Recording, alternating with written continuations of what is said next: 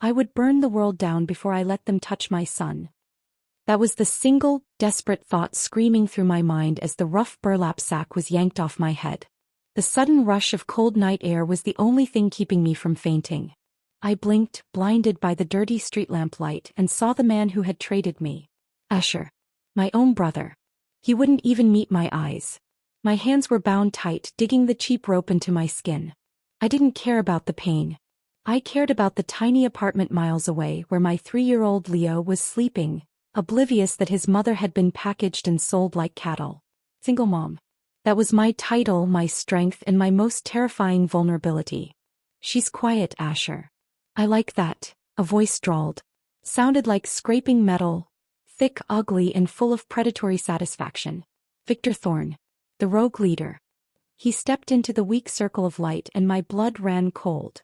He was massive, covered in ugly, jagged scars, and his eyes were completely dead.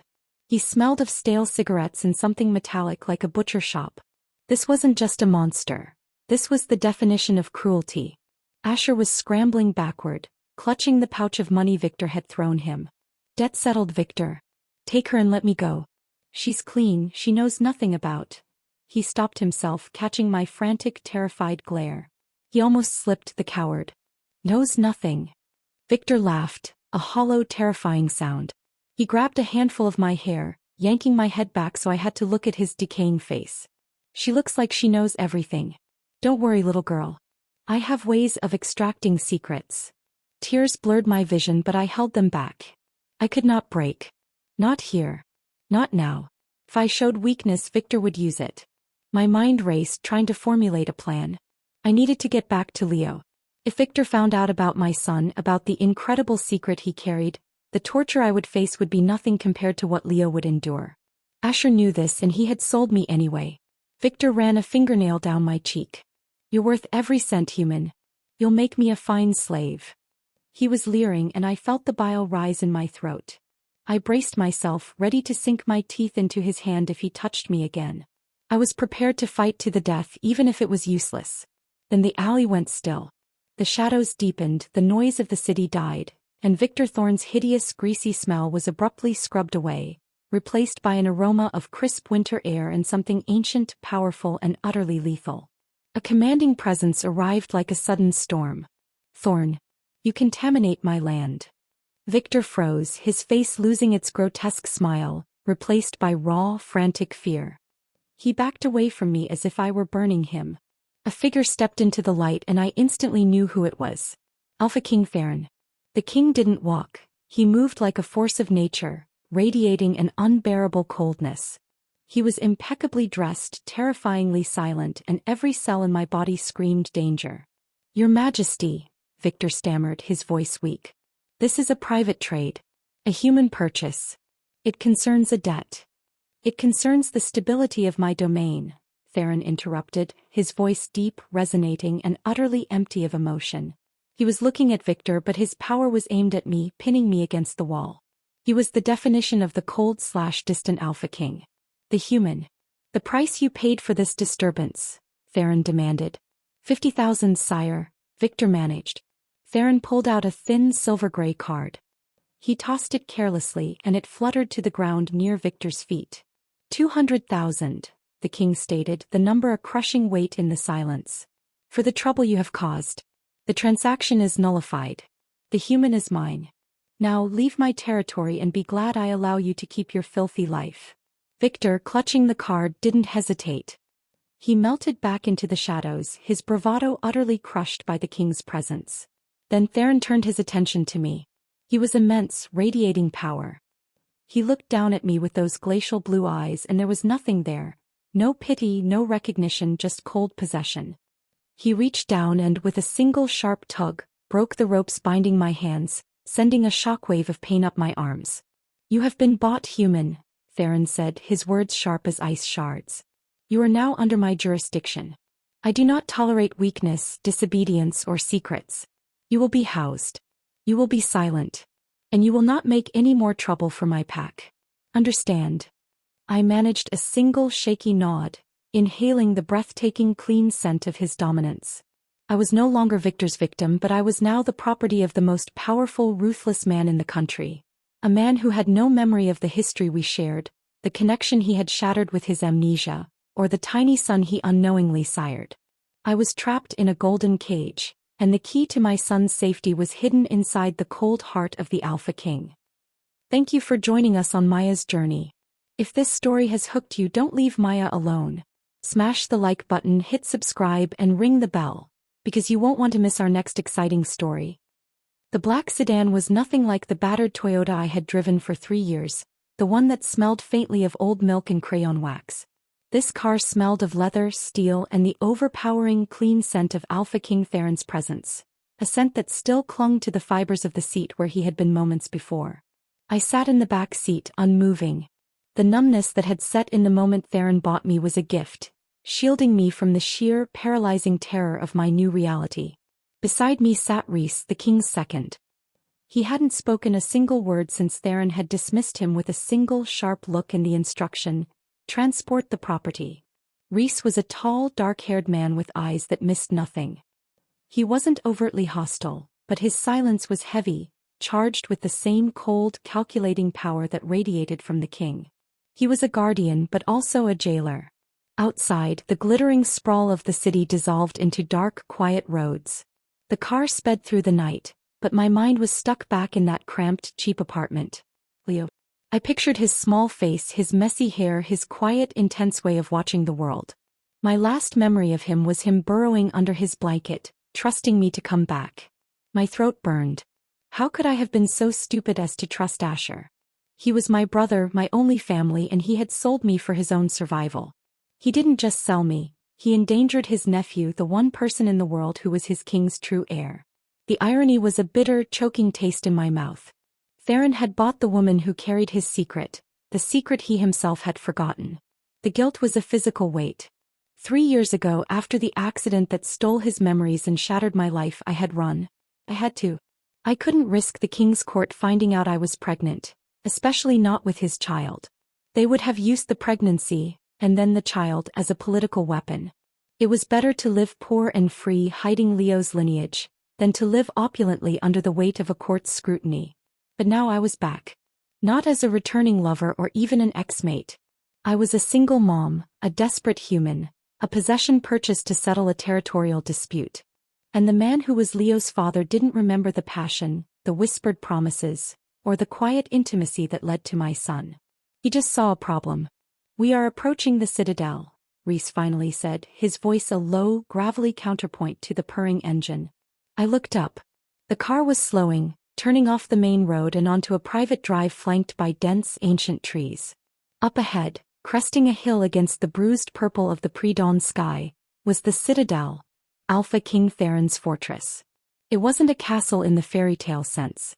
It was a brutalist monument to power. Black stone, sharp angles, and towering walls that seemed to absorb the light. It was less a home and more a declaration. Here I rule. Here you are nothing. We passed through 3 layers of security, gates that slid open with a metallic sigh, armed guards who stood motionless, radiating wolf strength, and high-tech scanners I couldn't even begin to understand. Every single detail reinforced the fact that I was now trapped. The price of Asher's treachery was not just my freedom, but the constant consequence of execution/banishment if I made one wrong move that revealed Leo. The car stopped in the inner courtyard. The air was colder here, heavy with the scent of pine and the concentrated power of 1,000 wolves. Rhys opened my door. "Out, human." I stepped out, my legs stiff. The first thing I noticed was the oppressive silence. Everything moved with smooth, oiled efficiency. No one shouted. No one ran. Just silence and power. I followed Rhys into the main entrance, a cavernous hall paved with polished black marble. I kept my head down, focusing on the rhythmic tap of Rhys's expensive shoes. My own clothes, the worn jeans and sweatshirt I'd been wearing when Asher grabbed me, felt painfully out of place. I felt every eye on me, judging me as the king's newest, inexplicable mistake. Rhys led me away from the grand halls, down a corridor that was quieter, more private. It was still opulent, thick rugs, priceless antiques, but it was clearly the residential wing. He stopped before a heavy oak door that looked like it belonged to a bank vault. He didn't knock, he simply pushed it open. "This is the Western Suite," Rhys informed me, his tone dry and impersonal, like he was reading a list of inventory. "You will be housed here. You are under King's order. You do not leave this suite unless instructed. You do not speak to anyone unless spoken to. You will be provided for, but you will not have privacy." My eyes darted around the room. It was huge. A king-sized bed dominated the space, covered in silks I couldn't afford to touch. There was a sitting area, a desk, and a door that clearly led to a massive bathroom. It was beautiful, luxurious, and completely suffocating. It was a golden cage. "A maid will be assigned to you for essentials," Rhys continued, leaning against the door frame, blocking my only exit. "Any communication you attempt to send out, electronic or otherwise, will be flagged and you will be dealt with immediately. The Alpha King does not tolerate insubordination from his property." I lifted my chin. I had to test the boundaries. Am I a prisoner or a slave? Rhys's cool composure didn't falter. "You are whatever the king determines you to be. Currently you are an asset he acquired to maintain peace. Nothing more. But assets can be destroyed if they become liabilities. Do you understand the gravity of that?" "I understand that my life is dependent on the whim of a man who doesn't even know my name," I retorted, the tiny burst of defiance making my hands tremble. A flicker, something almost like curiosity or perhaps annoyance, crossed Rhys's face. "He knows your description. He knows your price. That is all that matters. Your previous life, your connections, your past, it is all irrelevant now. It is dangerous to assume you are anything special to him." "But I am special to him," I screamed internally. "I am the mother of his amnesiac child. That makes me either the most powerful woman here or the most dead." "I understand," I whispered, the fight draining out of me, replaced by the crushing reality of Leo. I needed to know he was safe. I needed a phone, a way to check on Mrs. Elena, the sweet old woman who watched him. "Good." Rhys pushed off the door, ready to leave. "The king requires you to be present for a briefing tonight at 2000 hours in the council room. A change of clothes and dinner will be sent up. Do not be late." He turned to go. "Wait." I blurted out, desperation overriding my fear. Rhys stopped, turning back with an air of patient impatience. My belongings. Do I get my things?" I needed to ask about something mundane. Something human. Not the phone, not my son. Rhys glanced at me with chilling pity. "The clothes on your back are yours. The king will provide everything else you require. Do not ask for anything that pertains to your former life. It is gone." With that he was gone, the heavy door clicking shut with a finality that sounded like a coffin lid. I rushed to the door and pulled on the ornate handle. It didn't budge. Locked. Of course. I stumbled back, my hands flying to my mouth to stifle a sob. I was trapped. Surrounded by opulence, yet utterly powerless. I walked over to the massive window, pulling aside the heavy velvet curtain. The view was breathtaking, vast forested mountains stretching as far as I could see. But it wasn't beautiful, it was isolating. There was no escaping this place. My legs finally gave out and I sank onto the floor, resting my head against the cool, smooth silk of the bedspread. "Leo, how long can Mrs. Elena keep him?" "She only has enough medication for 3 days. "The medicine." My son wasn't just hiding his paternity, he was hiding the subtle, powerful magic he was born with. A power that required careful management or it could manifest violently, dangerously. Only I knew how to manage it. Only I had the key. I sprang up, adrenaline surging through me. I didn't care about Rhys's threats or Theron's coldness. I had to find a way to communicate. I scanned the room. No phone. No computer. Everything was secured. I saw a small, antique-looking clock on the mantelpiece. Probably bugged. The elaborate silver tray of untouched pastries. Probably bugged. The bathroom. I rushed in, the marble under my feet cold. I turned on the shower, letting the roar of the water fill the space. Then I knelt by the toilet, opening the small wooden box that held the king's spare toiletries. A tiny bottle of lotion, soap. I needed something sharp. Something small. My fingers found a stray, broken sliver of plastic inside my sweatshirt cuff. A piece of the tag I had ripped off years ago. Useless for cutting rope but perfect for scraping. I crawled to the corner of the bathroom, pressing my back against the wall furthest from the door. I knew Rhys had said I wouldn't have privacy, but I had to try. I needed to leave a message, a sign, something that could catch the eye of the maid or anyone who might pity a human. I stared at the pristine white grout between the tiles. I pressed the sharp plastic point against the soft, porous surface and began to scrape.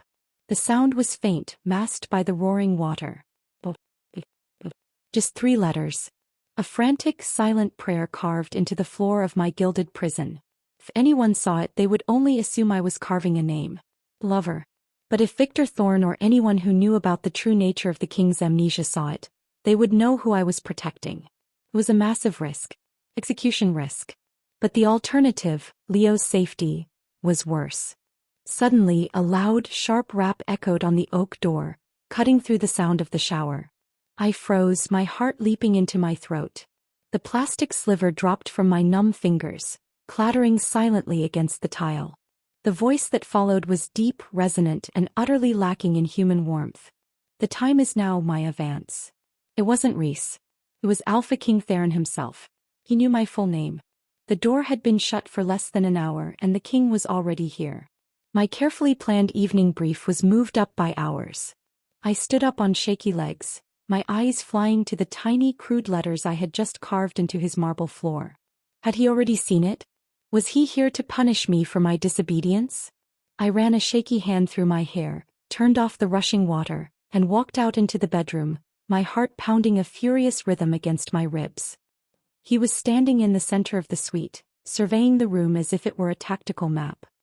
He hadn't been standing there long, yet the air was already vibrating with his presence. He had changed from his suit into a simple charcoal tunic and trousers that only emphasized his staggering power. His glacial eyes finally landed on me. "You are late," he stated, his voice devoid of accusation, just a statement of fact that sounded colder than any scolding. "The briefing is not a casual affair. You will learn to move with efficiency." I swallowed, my throat dry. I apologize, Your Majesty." Reese said 2,000 hours. "My schedule changes without warning," he replied dismissively, taking a slow step towards me. His eyes weren't on my face. They were on my body, my worn clothes, my exposed, fear-trembling neck. He was observing his property. "You will wear the clothes provided. You will follow the instructions of my second. I acquired you because you were a piece of Victor Thorne's trash. Do not presume this means you are now a treasure," he warned, his gaze finally meeting mine, and I was hit by the full force of his icy indifference. I remembered the last time he looked at me. It was in a small, dimly lit cabin, and his eyes were dark with shared pleasure, his hands gentle. Now there was nothing. No flicker of recognition. Only the blank, powerful facade of the Alpha King. The amnesia was absolute. "Do you understand the terms of your ownership?" he pressed, his sheer dominance forcing me to take a step back until my shoulders hit the hard wood of a dresser. "Yes, Your Majesty," I managed, my voice a broken squeak. He took one more step, closing the distance between us until I could feel the heat radiating off his massive body, a heat that starkly contrasted with his icy demeanor. He looked down at me and a tiny, almost imperceptible frown crossed his perfect features. "You reek of fear, human," he said, his voice dropping to a low growl that vibrated in my chest. "It is distracting." He looked like he was about to say something else, something personal, perhaps even challenging. But then the frown vanished, replaced by the blank mask. He turned sharply, walking back towards the door with the same coiled, lethal grace. "Follow me. And keep up." He didn't wait for my confirmation. He simply walked out, leaving the heavy door ajar. I stood there, shaking, breathing heavily, trying to process the sheer, terrifying proximity of him. He knew my name. He hated my fear.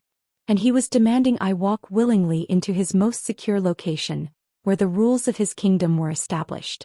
I looked back at the closed bathroom door, at the tiny, desperate carving on the floor. Leo. I had risked everything for 3 letters. Now, I had to walk into the council room and face the man who was both my son's only hope and his greatest threat. I had to face the Alpha King and ensure my fear didn't betray the secret that meant all our lives. I pulled myself up, squared my shoulders, and followed him out of the golden cage. The briefing was about to begin. The council room wasn't intimidating because of its size, though it was vast, capable of holding 50 wolves easily, but because of the atmosphere. It was a place of iron rule and unquestionable authority. The massive, dark wood table dominated the center, and the air was thick with the residual scent of powerful decisions and silent agreements. I followed Alpha King Theron into the room. He didn't look back, he simply moved, assuming I would keep pace. My heart was a frantic bird trapped in my ribcage trying to fly free. At the table sat 4 figures. They were the king's inner circle, his most trusted and therefore the most dangerous. Rhys II was already seated, his expression unchanged, cool, watchful and utterly non-committal. Next to him was Gavin, the king's head strategist. Gavin was older, with salt and pepper hair and shrewd eyes that assessed me instantly, cataloging my fear, my clothes and my potential threat level. He wore a quiet, intellectual power unlike the king's brute force. Then there was Thorne, the king's head of security. Thorne was pure muscle and menace. He didn't look at me with curiosity or disdain. He looked at me like a dangerous object that might need to be neutralized at any second. His arms were crossed and his aura screamed predator. The 4th person was the only female, and the only one who didn't look like she wanted to see me dead. Dr. Lena Alston, the pack's lead physician and scientist. She was mid-40s, sharply dressed, with dark hair pulled back severely, but her eyes held a flicker of something like professional curiosity, not malice. Theron didn't introduce me. He didn't even acknowledge my presence beyond ensuring I stopped behind his chair. He took his seat at the head of the table and the atmosphere compressed, demanding silence. "The matter of the human Maya Vance," Theron began, his voice flat and formal. He said my name without any pause as if reading it from a dossier. "She is a temporary asset required to stabilize the recent disruption caused by Victor Thorne's rogue activity in the eastern sector. As you know, Thorne was using human resources for illicit purposes." He paused, his eyes sweeping across the council members, ensuring their attention. He didn't look at me once. I was just a topic of discussion, a piece of meat on the agenda. "The intelligence gathered suggests that Thorne was tracking Vance before the auction," Theron continued. "We need to ascertain why this human was so valuable to him." "Thorne, your findings." Thorne shifted in his seat, his gaze piercing. "Your Majesty, standard background checks show Maya Vance as a single mom who worked multiple minimum wage jobs in the city. No criminal record. No known association with supernatural elements. Her only living relative is the brother Asher Vance, currently in custody, who sold her to settle a massive gambling debt." Asher. I felt a fresh wave of betrayal. He was safe, in custody, while I was standing on the precipice of execution. But why her? Theron pressed, the slight impatience in his tone the only sign he was irritated. "Victor Thorne doesn't buy common humans. He deals in power, leverage, or specialized skills." Gavin, the strategist, spoke up, his voice measured. "We believe the value lies in her brother. Asher was known to gamble heavily with some unsavory pack members associated with Thorne. It's possible Asher revealed sensitive information about the Alpha's perimeter or movements to pay his debt, and Maya Vance was the collateral. Leverage. They thought I was a tool to get information on my brother. This was a gift. It gave me a function, a reason to exist here, and a plausible lie to maintain. I know nothing about Asher's gambling partners or his dealings with Victor Thorne," I interjected, stepping slightly forward despite the tremor in my legs. I had to speak to assert my worth as an informant, not just property. Thorne's head snapped up. "The human speaks only when spoken to."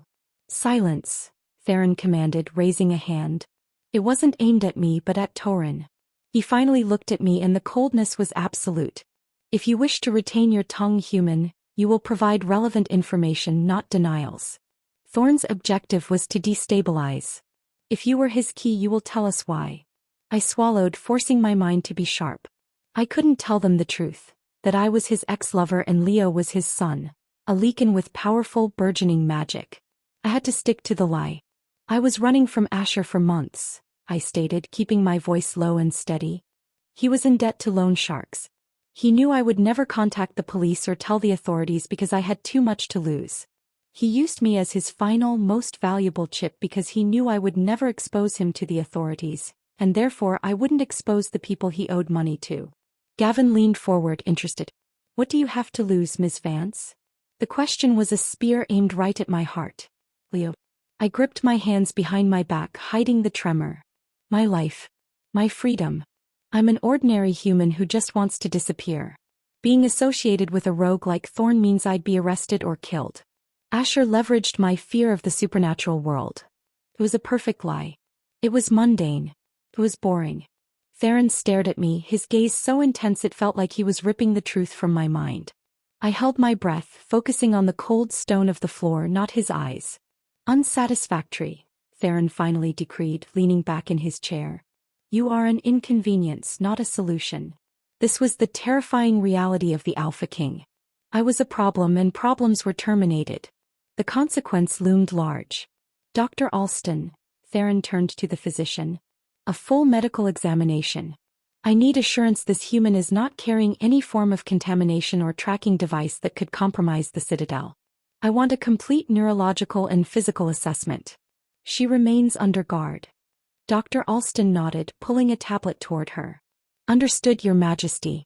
I can schedule the full assessment for tomorrow morning. It will take 2 hours. A medical assessment. A full physical. Lena would find irregularities. She would see the faint, barely visible scar tissue on my lower abdomen, the evidence of an emergency cesarean section. Worse, she would find the unique, powerful Lycan signature in my blood from the pregnancy, a sign that I had carried a high-ranking wolf's child. It was the pivot I couldn't allow. Your Majesty, with respect, I said quickly, surprising even myself with the audacity. I have no history of major illness. I am clean.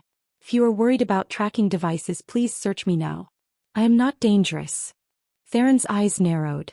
You seem unduly concerned about a routine medical check, human. I am uncomfortable with strangers, I lied, keeping my tone submissive but firm. I was sold last night. I am traumatized. I just want to return to the room and remain silent as ordered. A ripple of tension went through the room. It was unheard of for a purchased commodity to object to the king's orders. Gavin looked at me with open curiosity. Torin looked like he wanted to snap my neck. Theron remained still. He was contemplating me not as a victim but as a puzzle. This was the moment where my defiance could lead to my instant execution. Very well, Theron said, the words shocking in their unexpected concession. Dr. Alston focused the initial assessment on external markers and pathology. No invasive internal procedures. We do not need her compliance, but we need her silence. Dr. Alston glanced from the king to me, her expression unreadable. As you wish, Your Majesty. External pathology only. Relief, sharp and overwhelming, almost made my knees buckle. The C-section scar was safe. The blood work for now was safe. I had bought myself time. Rhys, Theron ordered, standing up. The meeting was over. Escort the human back to the western suite. Torin, I want a full sweep of the suite for any unauthorized items. If she has managed to breach security, I want to know how. Theron walked toward the large window, looking out over his vast forested territory. He was dismissing us. As Rhys motioned for me to move, Torin suddenly spoke. Your Majesty, I ran the name Maya Vance through the general registry again. I found a single anomaly. Theron didn't turn around, but his body language demanded attention. Speak. 3.5 years ago, Ms. Vance had a brief registration under a different name, Marie Vane, at a hospital in the southern sector, Torin reported. She was discharged after a 24-hour stay. Reason for visit, maternal complication. The room went silent, even Rhys seemed to pause. My blood turned to ice. They hadn't found Leo. They hadn't found a birth certificate. But they found the hospital visit. My frantic, terrified need to get medical help for a minor complication right after Leo's birth had left a digital footprint. Theron finally turned, his glacial eyes boring into me. The coldness was replaced by a dangerous, coiled intensity. A maternal complication, Ms. Vance? Theron repeated, his voice dangerously soft. The medical records are sealed, but the entry remains. Are you a mother? This was the moment. The pivot was upon me. If I lied and they found Leo, my life was forfeit, and Leo would be exposed as a vulnerable half-wolf. If I told the truth, Leo's life was exposed and Theron would likely see me as a threat, not a mother, and order my execution. No, Your Majesty, I said, meeting his gaze, forcing my voice to be strong. The most dangerous lie is the one closest to the truth. I was helping a family member. It was their complication. A family member who shares your highly uncommon blood type and a name very similar to yours? Gavin challenged, skeptical. Theron held up a hand, silencing his strategist. His focus was absolute, centered only on me. I do not tolerate deception, human.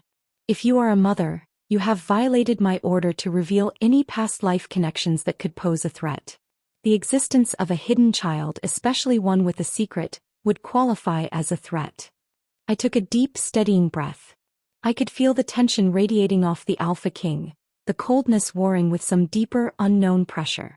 I am not a threat to your majesty, I insisted, praying my sheer terror didn't betray me. My past is simple and human. I am yours to command.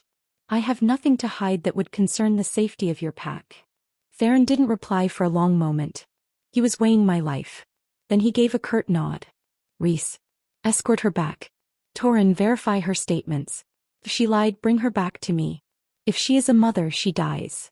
Rhys gripped my arm, his fingers tightening painfully. He clearly believed me guilty. He pulled me out of the council room, my legs moving purely on adrenaline. I had survived the first confrontation. I had maintained the lie. But as the heavy oak door shut behind us, locking me away from the terrifying presence of the Alpha King, I knew the reprieve was temporary. Theron was ruthless. Thorne would find the truth. And my time to save Leo was shrinking into mere hours. The golden cage felt less like a prison and more like a waiting room for the executioner. The walk back to the western suite with Rhys was agonizing. He held my elbow with an iron grip, propelling me forward, his silence radiating a judgment more chilling than any shouted accusation. He believed I was lying. I could feel it in the way his massive hand almost bruised my skin, a silent warning to obey the king's final command. If she is a mother, she dies. Once we reached the suite, Thorne and 2 other guards were already there, executing Theron's search order. They were methodical, terrifyingly efficient, and utterly destructive. They didn't just check, they dismantled. Drawer contents were spilled, cushions were ripped open, and the walls were being scanned with sophisticated electronic devices.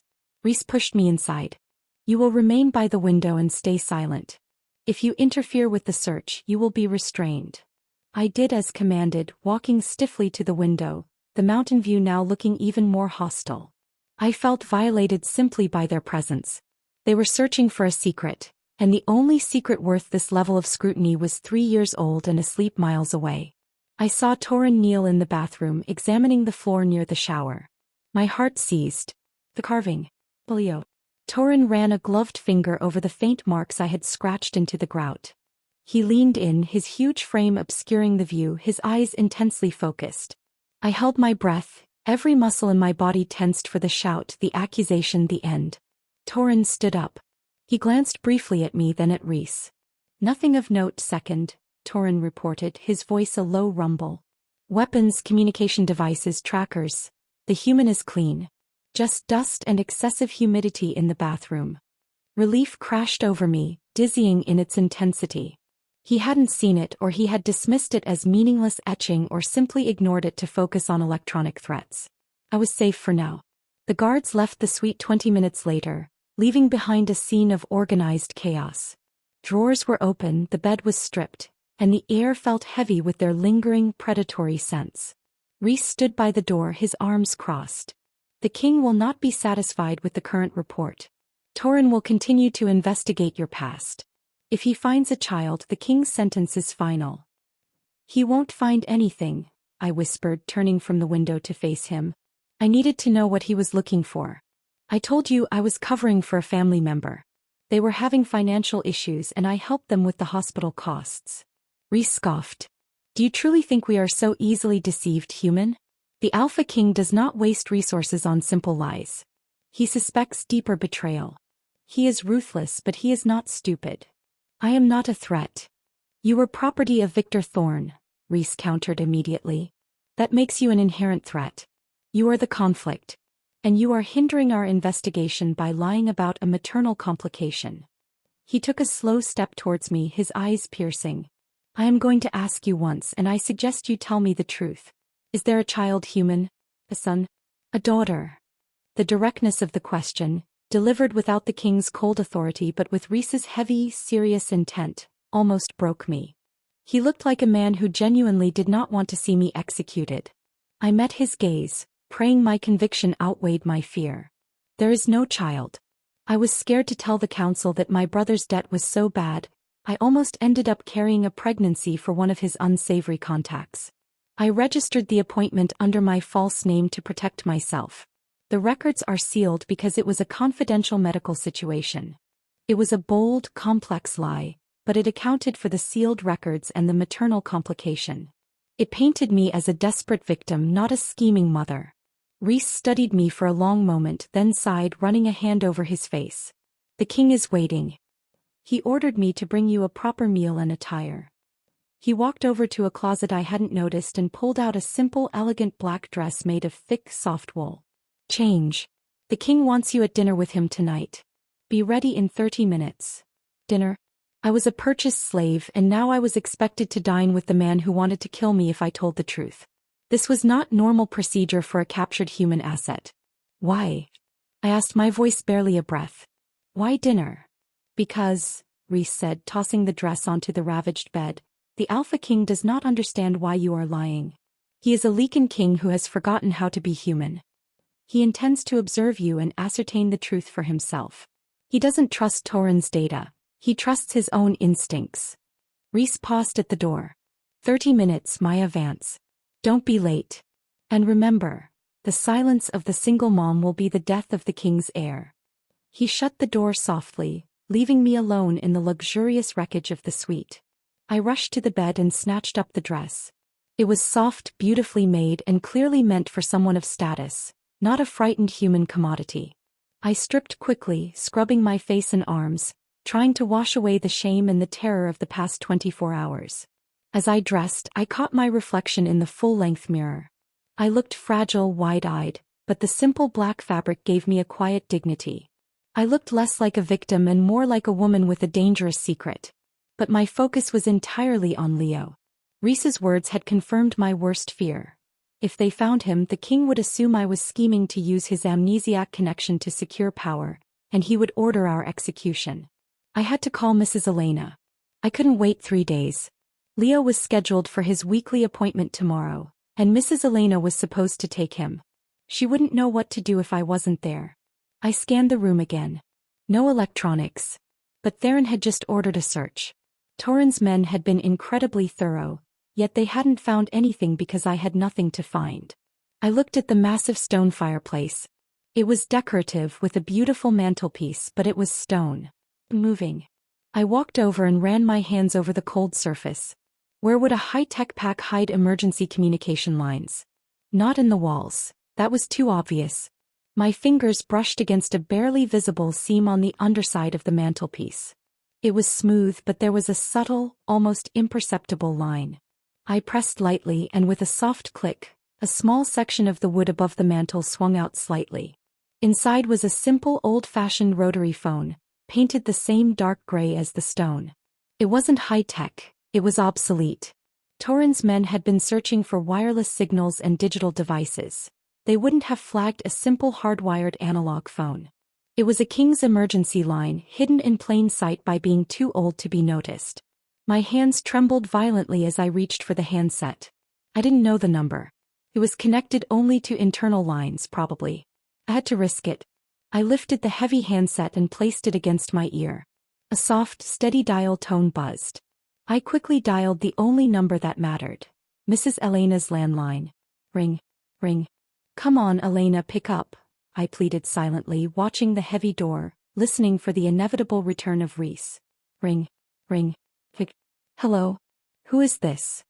Mrs. Elena's shaky voice answered. Elena, it's me, Maya, I whispered frantically, keeping my voice low. Listen to me.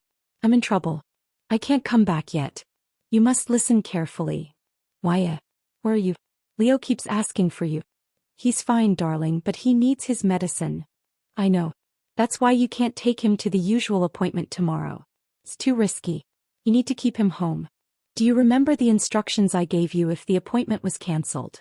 The instructions were an elaborate code I had created to keep Leo safe in case of emergency. An alternate, secure location run by an old acquaintance who owed me a favor. The lake house on the peninsula? She whispered back, her voice shaking. Yes. You must go there immediately. Take the medicine and the blue blanket. And listen, I need you to tell no one, not the neighbor, not the police, no one. You're taking a vacation. Understand? Tell Leo mommy will meet him there as soon as she can.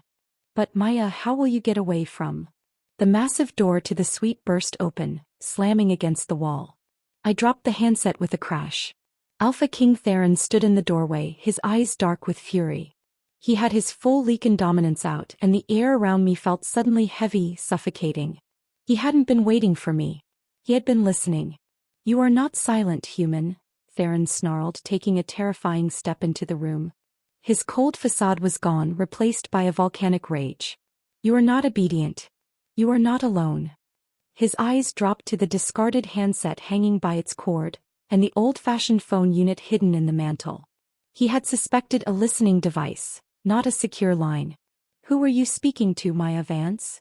Theron demanded, the use of my full name laced with rage sounding like a death sentence. What lake house? What blue blanket? I stood frozen, completely exposed. The pivot, the existence of my son, was no longer a suspicion. It was a proven fact. I had called my son's caregiver. Theron crossed the room in 2 strides, his hand shooting out and gripping my arm with brutal force, yanking me forward until my chest slammed against his unyielding, muscular form.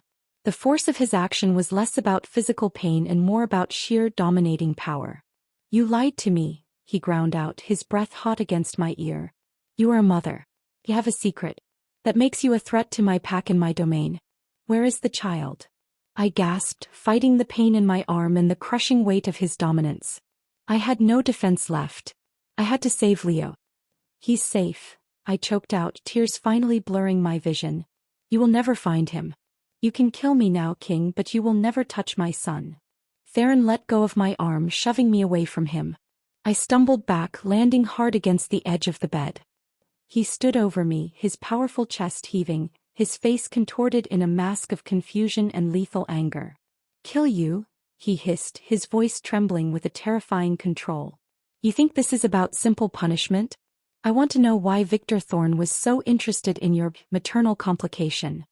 What have you unleashed on my territory?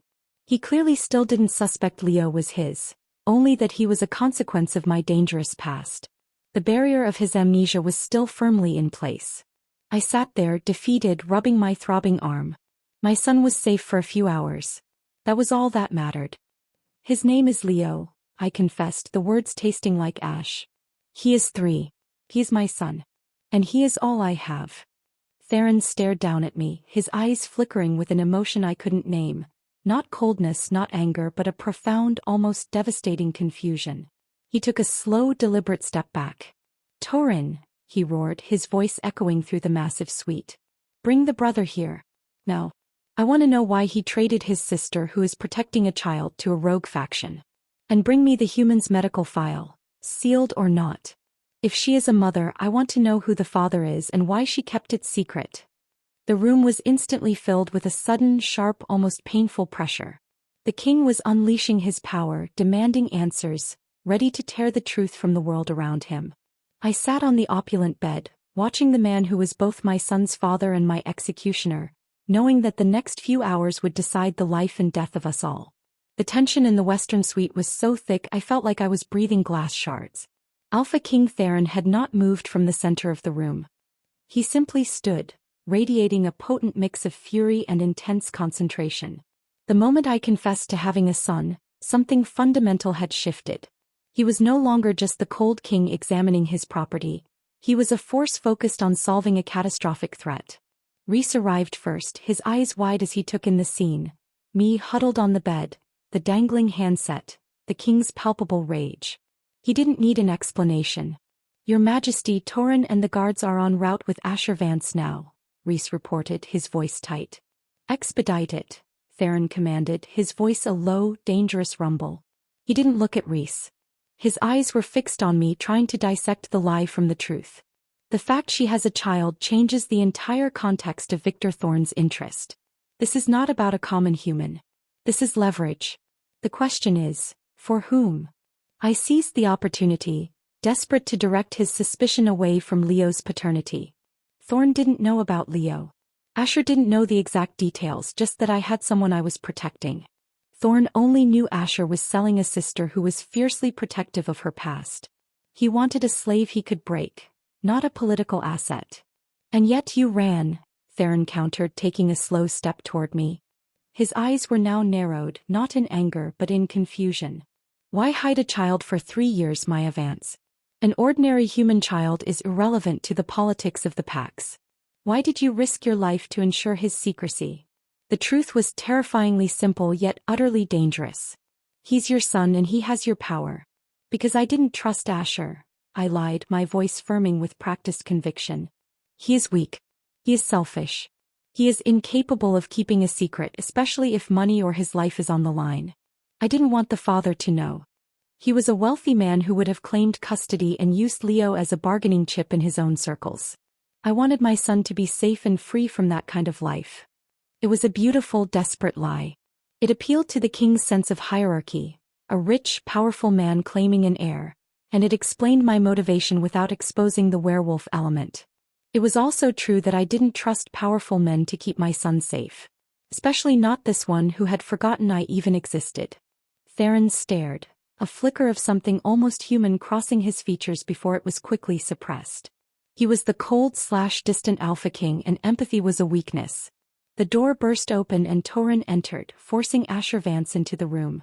Asher was pale, terrified, and clearly disoriented from his time in custody. He looked at the wreckage of the suite, at the furious king, and at me sitting battered on the bed, and his eyes instantly welled up. Not with remorse but with self-pity. Why? Tell him. Tell the king I just needed the money. Tell him it wasn't personal. Asher sobbed, trying to rush toward me, but Thorne yanked him back with brutal ease. Theron didn't waste time. He moved from the center of the room, approaching Asher with a lethal calmness that was far more terrifying than his earlier rage. He stopped inches from my brother, towering over him. You traded your sister, a mother who was protecting a child, to a rogue leader, Theron stated, his voice devoid of inflection. You sold leverage to my enemy. I asked you for information earlier, Thorne.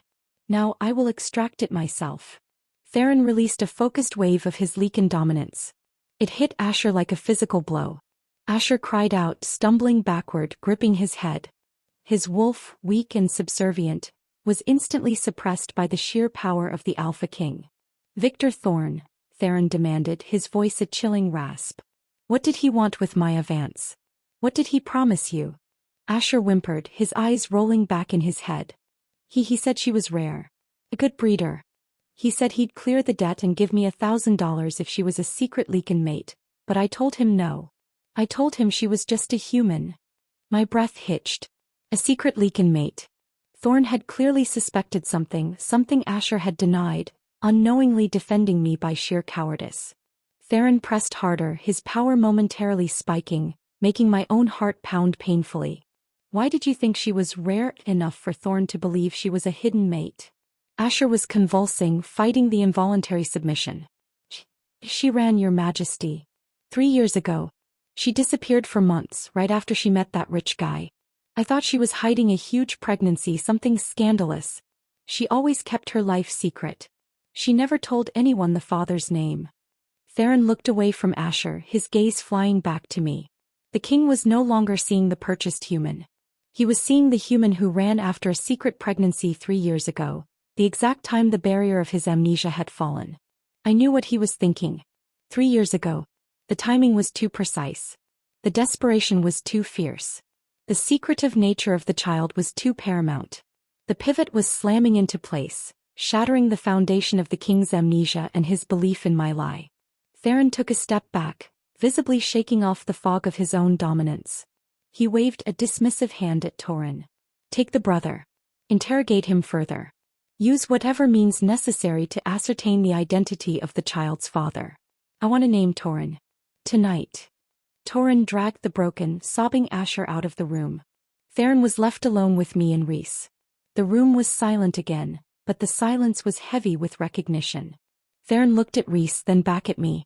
Leave us, Rhys, Theron ordered, his voice flat, but the underlying tension was terrifying. Secure the perimeter.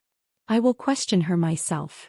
Rhys hesitated, a flicker of concern for his king's unusual command crossing his face.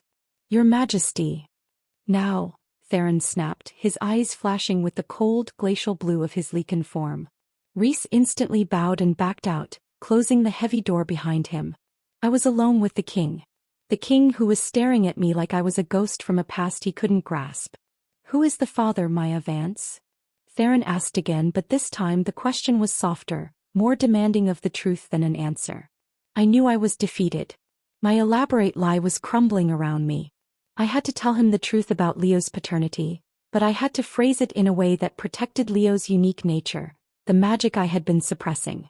"The father is the reason I ran," I whispered, pushing myself up to a sitting position.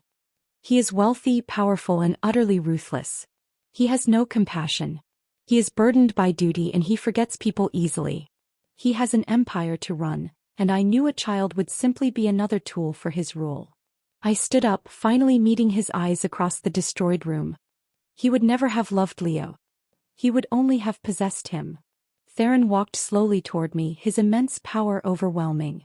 The air felt heavy like before a huge earthquake.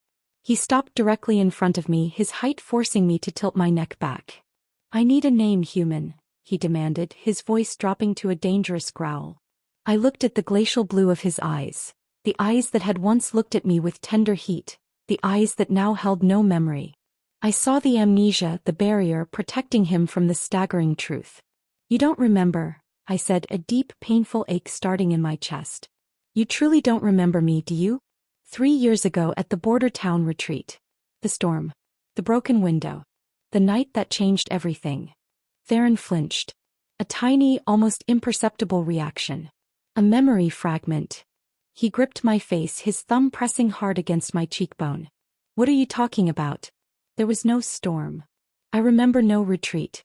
My memories begin 3 years and 4 months ago after the rogue attack that destroyed my command center." "Exactly," I choked out, a wave of pain washing over me, pain for him, pain for the life we lost. "And my son was conceived exactly 3 years ago, during the time you don't remember." I reached up, grabbing the lapels of his tunic, pulling his imposing face closer to mine. I was acting on raw emotion now, driven by the desperate need to make him understand what he had done, what he had lost. "He's not just a Lycan, Your Majesty," I whispered, the words a knife to my own heart. "He's an heir. A king's son. And you are looking at the woman who protected him from you. The father of my son is Alpha King Theron." The air shattered.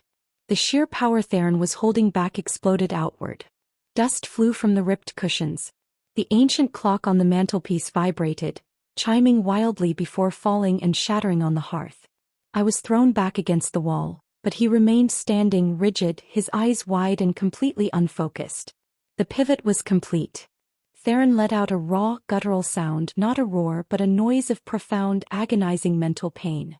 He grabbed his head with both hands, his knuckles white, and dropped to his knees in front of the bed. "No," he rasped, his eyes squeezed shut. "No. I don't remember her. I don't remember you." He opened his eyes and they were wild, filled with confusion and the sudden, excruciating arrival of memory fragments.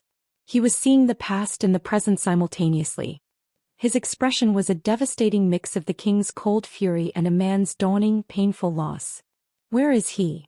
Theron demanded, his voice broken, his head still throbbing with the force of the memory return. "Where is my son?" I looked at the most powerful man in North America, broken on his knees by a truth he couldn't bear. He was the king, the Alpha, yet he was desperate and vulnerable. "He's safe," I repeated, my voice now strangely calm. "I sent him to a safe place. He is far from here, King. And you will not touch him until you remember why you were worth loving, and why you are worth forgiving." This was the ultimate high stakes. Not my life but access to his son. And the king knew with painful certainty that he couldn't simply take the child. He had to earn him. And he had to deal with the enemy that my revelation had just awakened. Victor Thorne had suspected a secret mate. Now he would know the truth. The king had an heir and that heir was unprotected. The silence that followed my confession was heavy, vibrating with raw, unfiltered Lycan power. Alpha King Theron remained on his knees, his massive frame shaking, trapped between the man who forgot and the king who was suddenly burdened with an heir. The power surge had faded, but the devastation it left in its wake, both physical in the room and psychological in him, was profound. He finally looked up at me, his eyes no longer glacial but turbulent. A storm of blue and silver. He was seeing me now, truly seeing me. The woman who was the ghost of his forgotten past, the mother of his son. The barrier of amnesia had finally shattered. But it hadn't brought easy relief. It had brought agonizing clarity. Leo, he rasped, testing the name on his tongue, the word tasting unfamiliar and immensely sacred. My son. My heir. He rose slowly, his movements stiff, as if his muscles were locked by the returning weight of 3 years of lost memories. He was no longer the cold, impersonal master. He was a man struggling with an earth-shattering reality. He walked to the window, staring out into the dark forest, his back to me. The attack that damaged my center, Theron said, his voice low and strained.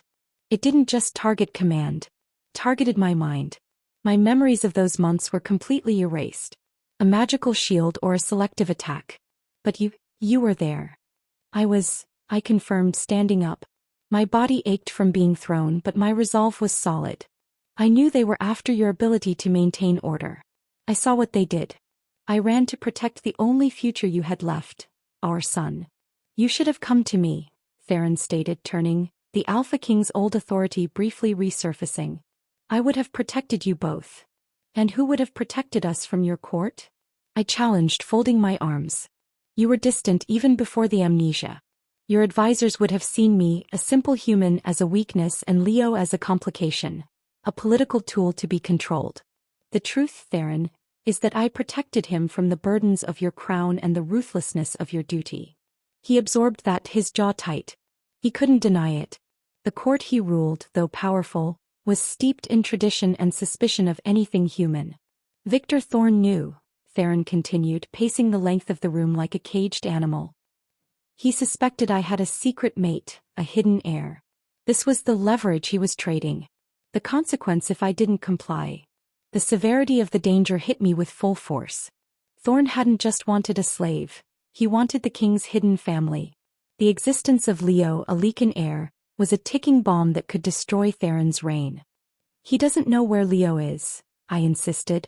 Only Mrs. Elena does. I sent them to a secure location, deep in the mountains. He is safe for a few days. Theron stopped pacing, his eyes finally landing on the broken remnants of the hidden phone. You risked your life for that call. I should have executed you the moment I realized you lied. And then you would never have known you have a son, I retorted, shaking my head. The underdog always plays the hand she is dealt, King. My hand was a secret and my purpose was to keep Leo alive. You cannot execute the mother of your heir until you have the heir safely in your possession. He looked at me, a flicker of grudging respect mixing with the lingering distrust. The hero's flaw of his coldness was now his most immediate problem. He had pushed away the only person who knew the location of his son. I need to see him, Theron stated, his voice firm, no longer a question or a demand but a fundamental need. I need proof. I need to know he is truly mine and safe. Then you need to prove you are worthy of that knowledge, I countered, pushing the advantage. You need to show me the king I once knew, the man who was kind, not the king who buys and sells people. Suddenly, a sharp, insistent rap came at the door, followed by Rhys's urgent voice. Your Majesty, we have a critical situation. Torrhen's interrogation of Asher just confirmed the father's identity is of high-ranking Lycan origin. The data was encrypted but Torrhen forced it. Furthermore, we just intercepted a secure message, a coded signal, sent from Victor Thorne's network. The message is simple. The hidden heir is found. Mobilize. Theron swore, a raw, deep sound that had nothing to do with royal decorum. He looked at me, his eyes burning with frantic, lethal purpose. Thorne knows I have the information and he knows the weight of the secret, Theron stated grimly. He thinks the heir is here in the Citadel or that he can track the mother to the child. The time for observation is over, Maya. We are at war. He turned to the door. Rhys, prepare the war room. Double the perimeter. I need every Alpha on high alert. No one leaves or enters the Citadel. He threw a harsh look over his shoulder at me. I don't know who you are now, Maya, or if I can trust you. But you are the key to my son. You will tell me everything now about this safe house and the nature of the child. Every detail. He was back in his king role, all sharp command and absolute authority, but beneath it I could see the desperate father. Leo is safe, I repeated, walking up to him. But he is 3 and he is sick. He has trouble controlling his internal Lycan energy. He's too young to properly shift. That's the secret. That's the magic I have been suppressing with specialized herbs. He needs that medicine or he becomes unstable. And Victor Thorne knows that uncontrolled Lycan energy is a beacon for any predator. Theron's face paled, the fear for his son overriding all else. Unstable? What happens? He could hurt himself. Or others. He could lose control of his power. That's why I ran. I couldn't risk the king's court seeing him as a genetic failure or a weapon. The room was silent again, the weight of the war outside balanced by the vulnerability of the child. Theron finally looked at me, his gaze softening almost imperceptibly. The past connection was resurfacing, replacing the cold/distant facade. You risked everything for him, he said, the words heavy with dawning realization. I did, I confirmed. Now we have to save him, Theron. Not as a king saving an heir but as a father saving his son. Theron nodded, the single movement filled with terrible resolve. He walked over and picked up the broken rotary phone, placing it on the table. You will tell me the location of the safe house and you will give me the exact coordinates.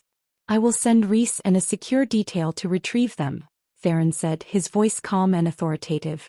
And you will stay here in the safest place in the kingdom where I know Victor Thorne will eventually come looking for you. You are the bait, Maya. But you are also the one who is going to help me remember the man I was. He was asking me to trust the king who had purchased me, and to put myself at risk of the antagonist, Victor Thorne, who now sought to claim the king's family. But I had no choice. My son's safety depended on the full power of the Lycan king. The location is hidden. But I need to go with Rhys, I insisted, shaking my head. The old woman, Elena, she won't trust anyone but me. And Leo, he needs his mother. Theron looked at the phone, then at me. You are an unnecessary risk, but you are right. Rhys will take a team. You will lead them, but you will wear a GPS monitor and you will not, under any circumstances, leave the perimeter of the extraction team. If you betray me now, the consequence will be swift and absolute. He walked to the door, opened it and spoke with unwavering command. Rhys, prepare the king's black talon unit. We are moving out. The target is the hidden heir. And the human single mom is leading the way. I walked toward the door, my heart beating with the furious rhythm of a warrior, not a victim. The gilded cage was opening. I was no longer a possession. I was the architect of my son's rescue. And beside me, the Alpha King was preparing for war, a war that would restore his memories and secure his heir. The king's black talon unit was the definition of lethal efficiency. 8 of the strongest, fastest Lycans in the citadel, clad in dark tactical gear, were assembled in the courtyard in under 10 minutes. The scent of testosterone, adrenaline and pure pack loyalty was overwhelming. I stood beside Rhys, feeling impossibly fragile in my simple black wool dress but necessary. Theron had dressed in his own tactical uniform, a black armor that only enhanced his immense size and presence. He wasn't coming with us. He was staying behind to manage the citadel's defenses, trusting Rhys to handle the extraction. Before I stepped into the armored SUV, Theron grabbed my wrist, his fingers firm and warm. He pulled me close and the intense sincerity in his eyes stole my breath. You will not fail me, Maya, he said, his voice a low, rough rumble meant only for me. You will not betray the pack and you will ensure my son is unharmed. If Victor Thorne intercepts you, you will protect Leo first. I cannot lose him again. The king had become the desperate father. The cold/distant facade was completely gone, replaced by raw parental instinct. The returning memories, coupled with the immediate threat to his heir, had transformed him. I won't betray him, I promised, meeting his gaze. He's my life. I will bring him back to the citadel, Theron. But when I do, you and I will have a conversation about 3 years of silence and the future of our son. He didn't argue. He just nodded curtly, released my wrist and gave Rhys the final order. Go. Bring them home. The journey was a blur of speed and high-alert paranoia. The forested roads were dark, but the SUV's specialized lights cut through the night. The Lycans were silent, focused, their senses tuned to the slightest shift in the woods. I gave Rhys the coordinates and the cryptic name of the safe house, the Sparrow's Nest. How did you secure this location? Rhys asked, glancing at me through the rearview mirror. He was still professional, but the hostility had faded, replaced by grudging respect for the single mom who had outsmarted the Alpha King's security system for years. An old contact, I explained, keeping my voice low. A human who used to work for a high-ranking political family. I did them a favor years ago. It's an isolated cabin well-stocked, designed for emergencies. As we approached the peninsula, the scent of the wild grew stronger. We turned off the paved road and onto a rough, hidden track. The trees pressed in, blocking the moon. "We proceed on foot from here," Rhys ordered, his voice echoing in the cabin of the SUV. "Maya, you are between myself and Thorne. No deviations." Thorne, who had joined the retrieval team after his interrogation of Asher, was still suspicious of me, but focused on the mission. He gave me a curt nod. We moved through the woods, 8 powerful Lycans, 1 desperate human. The only sounds are quiet footsteps and the rustle of leaves. My heart pounded, a frantic rhythm that had nothing to do with fear and everything to do with anticipation. I was going to see my son. The cabin appeared suddenly, a small rustic structure nestled in a clearing near the dark, shimmering water of the lake. Smoke curled faintly from the chimney. A single weak light shone from a window. "Hold," Rhys ordered, raising a fist. "The air is too quiet. Thorne, check the perimeter. 2 wings flanking the cabin. Maya, you wait here." Rhys was right. The silence was unnatural. The air was heavy, not with wolf scent, but with the cold, damp smell of old earth and stagnant water. Thorne's voice came through the comms less than a minute later, laced with urgent warning. "Rhys, we have movement. Not wolf. Human. Multiple contacts. They're closing in and they're heavily armed." My blood ran cold. Thorne. He had tracked us. He hadn't just gotten the message about the air. He had anticipated that Theron would immediately move to secure the child. "Contact the king." Rhys snapped into his comms. "We are compromised. Thorne's human mercenaries are moving on the cabin." The sounds of violence erupted instantly. Gunfire, short, sharp bursts, not the roar of a heavy weapon, rang out from the woods. Thorne was using humans, armed with standard weapons, thinking they could overpower a small pack unit. Rhys grabbed my arm. "We move. The front door is exposed. We go around back now." We sprinted toward the rear of the cabin, the Lycans moving with terrifying speed. We reached the back door and Rhys kicked it in, sending wood splintering inward. "Elena!" I screamed, rushing inside. The interior was dark and smelled faintly of wood smoke and a familiar lavender soap. Mrs. Elena was standing in the center of the small living room, a trembling, frail figure clutching a thick blue woolen blanket. And in her arms was Leo. He was wide-eyed, not crying but staring intensely at the chaos. He was small and beautiful, his messy dark hair the exact shade of Theron's. But something was wrong. His skin was too pale, and his hands were gripping the blue blanket with unnatural strength. "Why, oh, thank God." Mrs. Elena rushed toward me, pushing Leo into my arms. They started shooting. "And Leo, he's scared, darling. He needs his medicine. He's too warm." I pulled Leo tight against my chest. He was trembling violently and he felt feverish. The stress of the situation, the sound of the gunfire, and the proximity of the powerful Lycans had pushed him to the edge. The magic was bubbling up. "It's okay, baby, mommy's here," I whispered, burying my face in his hair. I pulled a small leather pouch from the pocket of the black dress, the herbal mixture I had secretly prepared before leaving the citadel. "Rhys, cover the windows. He needs the medicine now." Too late. Thorne's voice yelled from the comms. "They're breaching the clearing. Thorne's unit is focusing fire on the cabin." The small window shattered inward, followed instantly by the thud of a wooden object rolling across the floor. "Grenade!" one of the Lycans yelled. Rhys shoved me violently toward the back bedroom, shielding my body with his own. But before he could cover Leo, the little boy let out a sharp, high-pitched scream. It wasn't a sound of pain but a sound of pure, uncontrolled energy. In that same instant the grenade exploded. But instead of tearing the cabin apart, the explosion was muted, the force contained by an invisible humming energy shield. A wave of intense heat washed over us, followed by a blast of frigid winter air. The source was Leo. He was still in my arms, his eyes squeezed shut, but a faint, shimmering silver-blue light was radiating from the blue blanket clutched in his hands. He had instinctively generated a power field, a raw, uncontrolled burst of Lycan magic strong enough to deflect the blast. What in the hell? Rhys muttered, staring at the destroyed window which was now framed by crackling blue energy. That's not normal Lycan power. It is for the Alpha King's son.